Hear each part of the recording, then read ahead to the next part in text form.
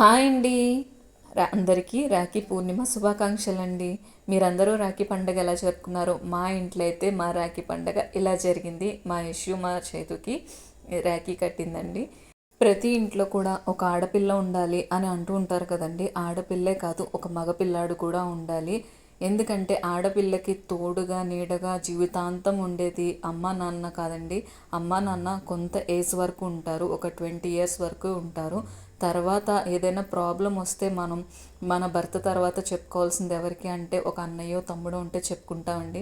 నిజంగా మనకి తోడుగా నిలిచే మన అన్నదమ్ములు ఎవరైనా ఉన్నారంటే వాళ్ళంత అదృష్టవంతులు ఇంకెవ్వరు లేరనే చెప్పాలి. ఆ విషయంలో నేను చాలా హ్యాపీ అండి, చాలా అదృష్టవంతురాలు కూడా.